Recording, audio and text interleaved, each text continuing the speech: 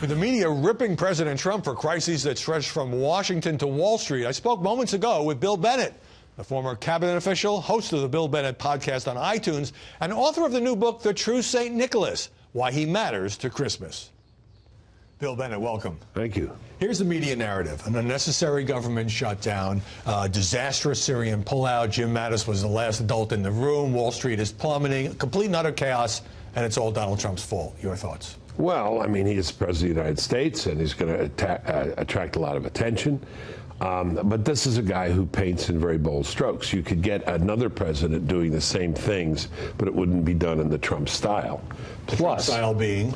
Direct, bold, straightforward, in your face. That's it. Also at the center of things, the stories tend to be about him. Yes.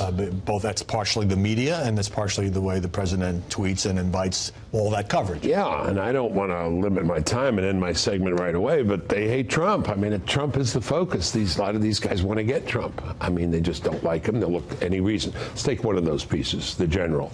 I'm sorry to see Mattis go. I really am sorry to see Mattis go. But I remember all the headlines about too many generals. He was hiring too many generals. Right. Oh, one's leaving now, so maybe that, actually two have left. Well, let's stay with that for a second, because Jim Mattis has served his country well in Afghanistan and Iraq and at the White House. But as somebody who has held a cabinet-level post, is the press overplaying the importance of one secretary here? They are. Even though Mattis played a vital role. They are indeed, and you serve at the pleasure of the president. And, you always got to remind yourself of that. I remember making calls a couple of times. I was the Secretary of Education and Drugs are, and I get a call from the Chief of Staff about being unhappy. I said, how unhappy is he? If he's really unhappy, I will go. But, Donald Trump is the center of conversation, not just here in Washington. It's really interesting. He's the center of conversation all over the country. He's leads every parade. I mean, there are conversations at Thanksgiving dinner. People talk about having no politics discussion zone. I've never seen anything like it. Right. It does seem to sort of dominate every aspect of American life. But when the president abruptly changes course or does something about telling his aides or blindsides his allies, does that add to the sense that everything is about him? In other words, does he have some responsibility here, even if the press is over-dramatizing it at all, for the sense that right now Washington is rattled? Yes, of course he does, because that's the way he acts, and he acts in this very direct and forceful way, this bold colors way. He doesn't lead in, he doesn't prevaricate, he says what he thinks.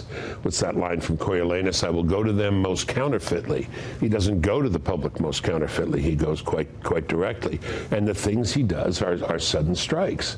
But remember just how large he looms, not just in the minds of the American people, but the media, who are both exhausted, by his pace. Right, because 6 in the morning the tweets start. Yeah, I love our White House correspondent at Fox, John Roberts, who always looks like he's working an 18-hour day. Probably that's because Trump is working an 18-hour day. The guy is indefatigable. He's strong. He's direct. No matter what his politics, he would draw a lot of attention. But all the anger has to do with the fact that he's Donald Trump. But as you were just sort of hinting at, it goes well beyond the world of politics to the world of culture. So you have Trump versus the NFL. You have Trump versus SNL. You have Trump versus social media, Trump versus Hollywood celebrities.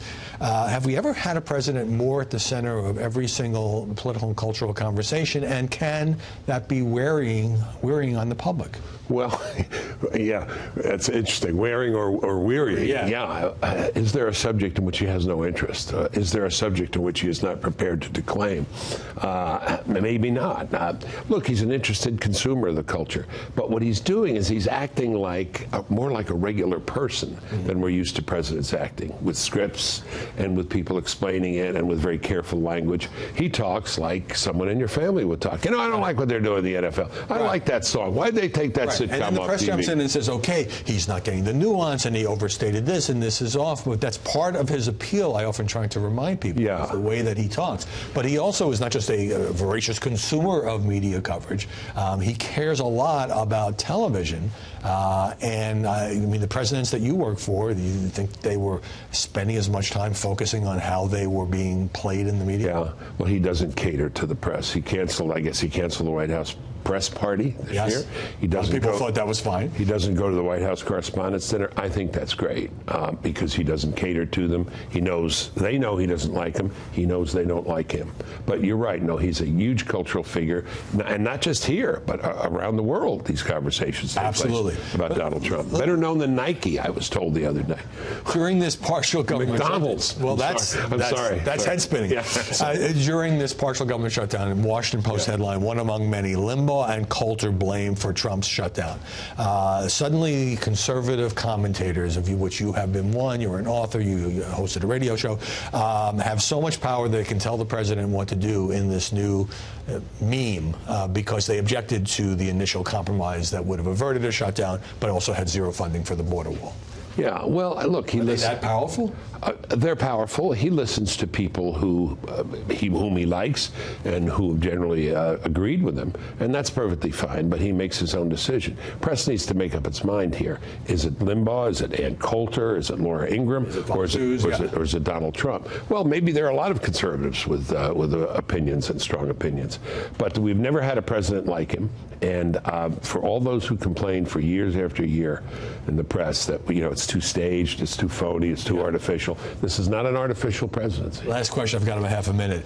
You said a moment ago that he does not like the press does not like Donald Trump. Is there a level on which that is not a good thing for the country, this constant warfare? Yeah, sure. I mean, I think this it seeps through the air vents.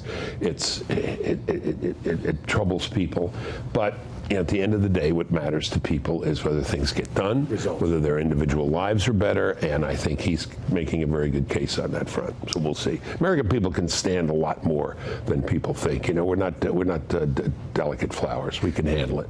No delicate flower here. Bill Bennett, thanks very much for a great conversation. Thank you, Merry Howard. Christmas. Thank you.